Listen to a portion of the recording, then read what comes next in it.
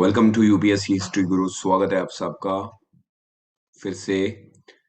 और आज हम एक बहुत ही important governor general of India lord Dalhousie के बारे में पढ़ने जा रहे हैं।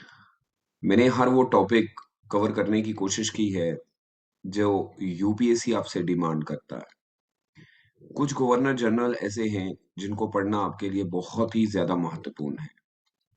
इससे पहले मैंने आपके लिए एक वीडियो डाली थी रिगार्डिंग लॉर्ड कर्जन। मैं कोशिश कर रहा हूं कि जितने भी इम्पोर्टेंट गवर्नर जनरल हैं वो हमारे लिए बहुत इम्पोर्टेंट है, उन्हीं को पढ़ना हमारे लिए जरूरी है। आज इसके बारे में मैं एक पूरा कंप्लीटली माइंड मैप बनाऊंगा। सबसे पहले देखते हैं कि इस वीडियो में हम क्या क्या कवर करने जाएंगे। तो लॉर्ड डलहौजी का सबसे पहला फॉर्म जो हम पढ़ेंगे, देखेंगे कि भारत के अंदर इन्होंने किस तरीके से एडमिनिस्ट्रेटिव, क्योंकि यूपीएससी पूछता है, हम बात करेंगे कि किस तरीके से इन्होंने एडमिनिस्ट्रेटिव रिफॉर्म जो है भारत के अंदर लाए। ये हमारा टेबल ऑफ कंटेंट रहेगा। रिफॉर्म्स, बदलाव, यानी कि प्रशासनिक तौर पे क्या बदलाव लाए। इस एडमिनिस्ट्रेटिव फॉर्म को भी आपको डिवाइड करना पड़ेगा इनटू टू फॉर्म। बहुत ही इजी तरीके से बता रहा हूं। पहला आपको देखना पड़ेगा कि डिस्ट्रिक्ट लेवल पे इस बंदे ने क्या क्या बदलाव लाए। फिर आपको देखना पड़ेगा कि डिस्ट्रिक्ट लेवल के बाद इसने स्टेट लेवल पे क्या क्या बदलाव लाए। तो देखिएगा कि कंप्लीट पॉलिटिकल फॉर्म जो आया है वो इनके समय में देखने को मिला। कोशिश कीजिएगा कि जितने बच्चे भी ये वीडियो देख रहे हैं, एक बार प्लीज इसकी जो है माइंड मैप की तरह बनाने के बाद ग्रुप में जरा जरूर शेयर कीजिएगा, ताकि बाकी के बच्चे भी आपकी इस राइटिंग से फायदा उठा पाए। उसके बाद हम बात करते हैं कि सर, जब हम इनकी एडमिनिस्ट्रेटिव रिफॉर्म पढ़ लेंगे तो फिर इनकी एक आती है डेवलपमेंट, यानी कि इन्होंने भारत के अंदर काफी डेवलपमेंट भी की थी। अब आप सब जानते हैं कि जब हम इनके डेवलपमेंट की बात करते हैं, खासकर मॉडर्न टाइम में, तो इनके नाम से जो प्रसिद्ध है जो चीज, वो है रेलवेज। तो हम रेलवेज की भी बात करेंगे कि आखिर इन्होंने रेलवेज में क्या काम किया, और क्या भारत के अंदर जो रेलवे का कंसेप्ट आया वो इन्होंने क्यों लाया था। क्या ये भारत को उसका फायदा देना चाहते थे, या उस समय अंग्रेजी शासनों को इसकी जरूरत थी, इसके बारे में भी बात करेंगे। उसके बाद अगली चीज जो इन्होंने बदलाव लाई वो था कम्युनिकेशन। जी हाँ, भारत के अंदर जब हम कम्युनिकेशन की बात करते हैं, इसका भी क्रेडिट जो है वो लॉर्ड डलहौजी को जाता है। अब देखना सिर्फ ये होगा कि इस कम्युनिकेशन का फायदा सिर्फ जो है ईस्ट इंडिया कंपनी को मिला, या फिर भारत को भी इसका कोई फायदा मिला। उसके बाद लॉर्ड डलहौजी जिस चीज के लिए जाने जाते हैं वो है एजुकेशन।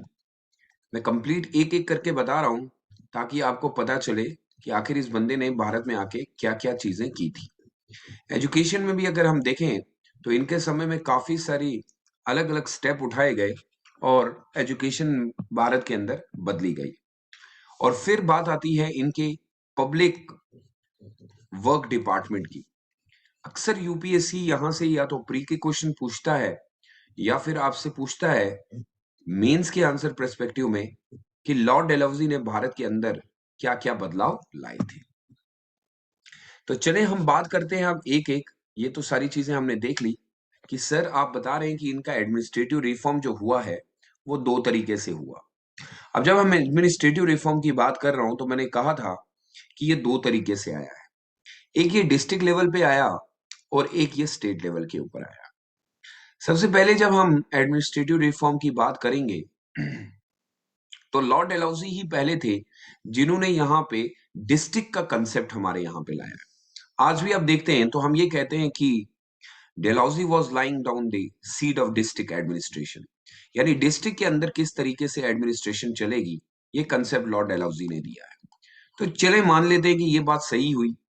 और फिर उसके अंदर एक और चीज हमें देखने को मिली, इसी तरीके से इन्होंने डिस्ट्रिक्ट्स को कंट्रोल करना शुरू कर दिया, और डिस्ट्रिक्ट के अंदर इन्होंने एक डिप्टी कमिश्नर बिठा दिया, जो आज भी हमारे यहाँ पे कंसेप्ट चलता है। देखिए कितनी अच्छी पॉइंट्स हैं जो हम याद रख सकते हैं कि हमें आगे के लिए फायदा दे सकते हैं। यानी डिप्टी कमिश्नर का कंसेप्ट भी इसी बंदे ने लाया, और आज भी हमारे करंट सिनेरियो में डिप्टी कमिश्नर चलता है जो डिस्ट्रिक्ट को संभालता है। उसके बाद सर जब हम इनके स्टेट लेवल की भी बात करते हैं तो हमें पता चलता है कि उन्होंने कंबाइंड रेवेन्यू, जो रेवेन्यू यानी कि इस समय जो कर विभाग था, जो उस समय टैक्स कलेक्ट करता था, रेवेन्यू और जुडिशियल डिपार्टमेंट को एक ही कर दिया था। यानी ये दोनों डिपार्टमेंट एक ही जगह हुआ करते थे, एक ही जो है कंसेप्ट में लाए गए। ओवरऑल जो एडमिनिस्ट्रेशन अगर आप देखेंगे, ये एक जो हुआ करती थी वो चीफ कमिश्नर के अंडर में होती थी। पूरी इंटायर जो सारी एडमिनिस्ट्रेशन रखी जाती थी वो चीफ कमिश्नर के अंडर रखी जाती थी। तो आप देखें लॉर्ड डलहौजी ने एक नया सिस्टम क्रिएट किया था। हाँ, वाकई में एडमिनिस्ट्रेटिव रिफॉर्म जो है वो लॉर्ड डलहौजी के थ्रू लाए गए। अगला पॉइंट मैंने बताया था कि सर लॉर्ड डलहौजी जो है वो रेलवे के लिए जाने जाते हैं। डलहौजी ने ही इंट्रोड्यूस करवाई थी रेलवे इन इंडिया। ये पहला पॉइंट आपको याद रखना है कि लॉर्ड डलहौजी इंट्रोड्यूसेड, ये पॉइंट लिख लीजिएगा, बहुत इंपॉर्टेंट है, इंट्रोड्यूसेड रेलवेज इन इंडिया। तो ये एक, बहुत सारे बच्चे ये भी कहते हैं कि सर ऐसा क्या हुआ कि उसको ये इंट्रोड्यूस करनी पड़ी, तो ये उसने अपने फायदे के लिए की थी।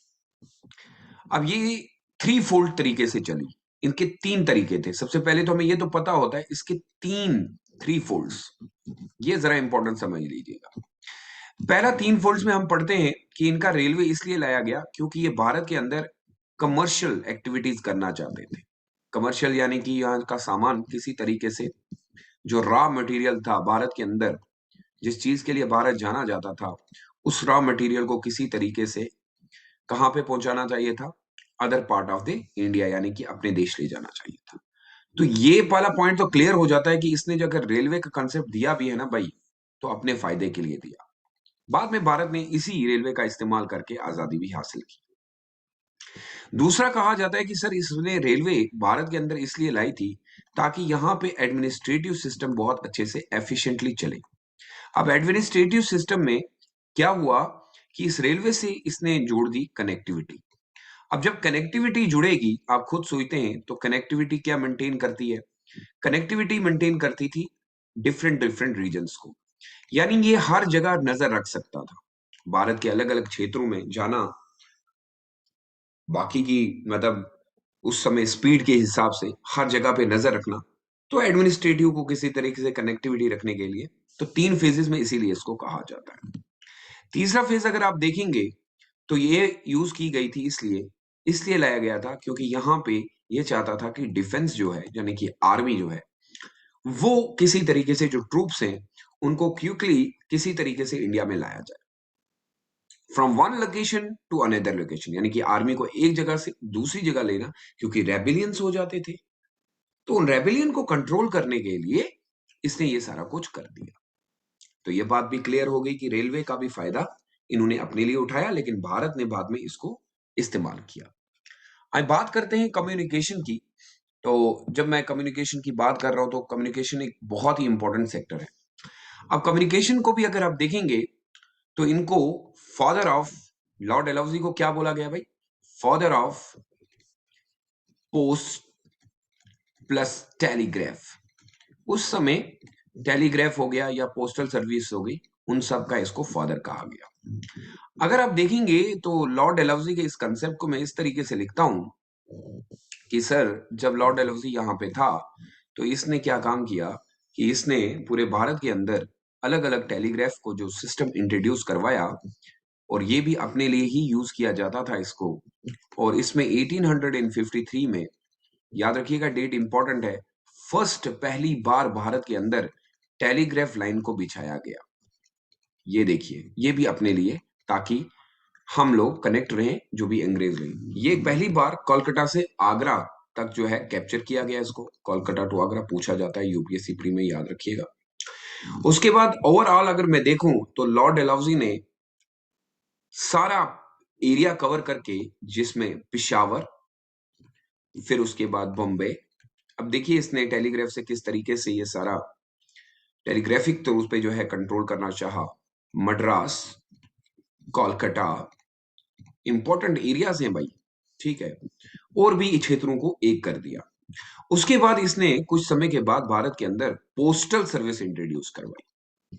मॉडर्न पोस्टल सर्विस जो इंडिया के अंदर है वो भी इसी के द्वारा लाई गई।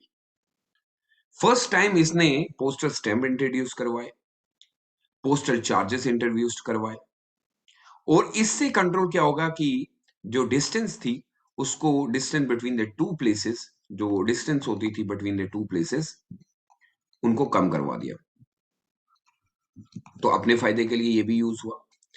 उसके बाद मैंने बात की थी कि इसके द्वारा एजुकेशन में भी बहुत ज्यादा काम किए गए।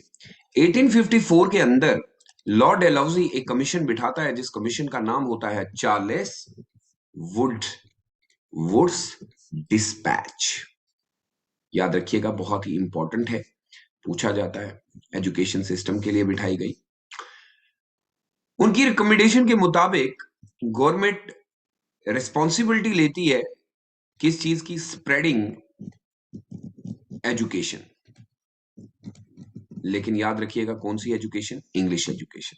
दूसरी चीज, यहां पे क्या करवाया जाएगा? प्राइमरी स्कूल जो है वो खोले जाएंगे, इस रिकमेंडेशन में दी थी। हर एक विलेज में, गांव गांव में जो है स्कूल खोले जाएंगे। उसके बाद हाई स्कूल्स खोले जाएंगे। चलिए ये देख लेते हैं, ये भी इसमें एक ही चीज मकसद था कि इसी तरीके से इंग्लिश उनमें आ जाए। और हाई स्कूल जो है एंड एफिलेटेड कॉलेज जो है वो खोले जाएंगे, और उसके साथ ही इंग्लिश मीडियम यहाँ पे मेन रहेगी, ताकि बच्चों को इंग्लिश के ही बारे में ज्यादा पता हो। उसके बाद जब चौथा पॉइंट हम लिखते हैं, तो यहाँ पे इन्होंने यूनिवर्सिटीज भी सेटअप की। अब यूनिवर्सिटीज जो सेटअप की गई थी वो सबसे पहले आपको याद है कोलकाता में हुई, फिर इन्होंने बॉम्बे में यूनिवर्सिटी खोल दी, फिर इन मद्रास में। और इन यूनिवर्सिटीज के अंदर भी एक चीज ही थी कि इंग्लिश एज ए मीडियम रखा जाएगा, इंग्लिश मीडियम। भाई समझ रहा बात को? यहाँ पे स्ट्रेस दिया गया फीमेल एजुकेशन को भी, यानी फीमेल एजुकेशन भी होगी। वोकेशनल एजुकेशन के बारे में भी इन्होंने बात की है कि वोकेशनल एजुकेशन भी दी जाएगी, और टीचर ट्रेनिंग जो थी वो भी दी जाती थी। तो हम ये कह सकते हैं कि एजुकेशन के हिसाब से थोड़ा बहुत अच्छा काम हुआ। उसके बाद प्राइवेट स्कूल जो खोलेंगे या होंगे, उनको एड भी प्रोवाइड किया जाएगा, ताकि उनको गवर्नमेंट पैसा दे, ताकि वो और से ज्यादा स्कूल्स को खोल पाए। हम ये मानते हैं कि लॉर्ड डेलहौजी फुली एक्सेप्ट करते हैं चार्ल्स वुड की बातों को, और उनके ऊपर स्टेप भी उठाते हैं और न्यू स्कीम्स को लॉन्च भी करते हैं। अगली बात मैंने आपको बताई थी कि इनके द्वारा कुछ पब्लिक वर्क भी की जाते हैं। लॉर्ड डेलहौजी से पहले जो पब्लिक वर्क किया जाता था वो सारा का सारा मिलिट्री बोर्ड देखा करती थी, लेकिन इनके आने के बाद इन्होंने ये सिस्टम को चेंज ही कर दिया। लॉर्ड डेलहौजी ने एक सेपरेट जो है डिपार्टमेंट खोला, जिस डिपार्टमेंट का नाम रखा गया पब्लिक वर्क डिपार्टमेंट, और इनको फंड अलॉट किया गया। इनका काम था कैनल को बनाना, जो सिंचाई के लिए काम के लिए यूज किए जाते थे, और रोड्स को बनाना, ये काम इनको दिए गए। और इंजीनियरिंग सर्विस जो है भारत के अंदर आ गई। आपको याद होगा कि इनके द्वारा जो है अपर गंगा, जो अपर गंगा गंगा के एरियाज थे, गंगा कैनल्स जो है इनके समय में बनाया गया, और फिर कंस्ट्रक्ट किया गया। बहुत ज्यादा ब्रिज बनाए गए, ताकि किसी तरीके से एक दूसरे से जोड़ा जाए। इन्हीं के द्वारा आपको याद होगा काफी सारे एक जो इनके समय में विडो रीमैरिज एक्ट भी पास किया गया। एक्ट पास किया गया था 1856 में, याद रखिएगा। लॉर्ड डलहौजी ही थे जिन्होंने हेडक्वार्टर शिफ्ट किया था फ्रॉम बंगाल टू कोलकाता, फिर कोलकाता टू मेरठ जो है इन्होंने हेडक्वार्टर ही शिफ्ट कर गया था आर्मी का। और शिमला जो है वो इन्होंने क्या बनाई थी? शिमला जो है वो परमानेंट हेडक्वार्टर क्रिएट कर दिया गया था। अब देखिएगा कि इस पूरे चीज में मैं आपको कहने की कोशिश क्या कर रहा था कि लॉर्ड डलहौजी के द्वारा भारत के अंदर बहुत ज्यादा काम किए गए। अब इन पॉइंट्स को आप जब जोड़ेंगे, तो हम एक क्वेश्चन बना के आप मुझे बता सकते हैं कि इन मनी वे, हम ये देख सकते हैं in many ways the lord Dalhousie, ये क्वेश्चन देख लीजिएगा। Lord Dalhousie was the real founder of modern India.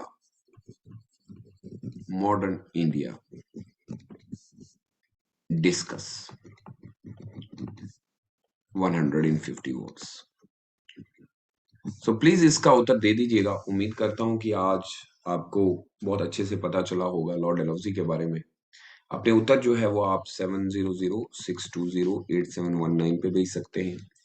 जल्दी हम जो है लाइव क्लासेस के लिए भी जुड़ेंगे। मैं लाइव क्लासेस कुछ ले लूंगा जहाँ पे आप मेरे साथ डायरेक्टली जुड़ेंगे। इन वीडियोस के नोट जरूर बनाइएगा और ग्रुप में शेयर कीजिएगा ताकि और भी बच्चे इसका फायदा उठाएं। मैं सबसे निवेदन करता हूँ कि कृपया अपने घरों में रहें, अपने माता पिता का बहुत ज्यादा ख्याल रखें और इस चैनल को ज्यादा से ज्यादा शेयर करें। और शेयर तभी करें यदि अगर आपको लग रहा है कि जो कंटेंट आपको दिया जा रहा है उसका कोई फायदा आपको हो रहा है। मुझे जरूर सुझाव भेजिएगा ताकि, और ये भी बताइएगा कि आपको कौन सी वीडियो मुझसे चाहिए, जिससे जिससे जो जो टॉपिक आपको चाहिए वो बताइएगा ताकि मैं उनके ऊपर वीडियो क्रिएट कर पाऊँ। अपना बहुत ज्यादा ख्याल रखिएगा। मुझे दीजिए इजाजत। Bye bye.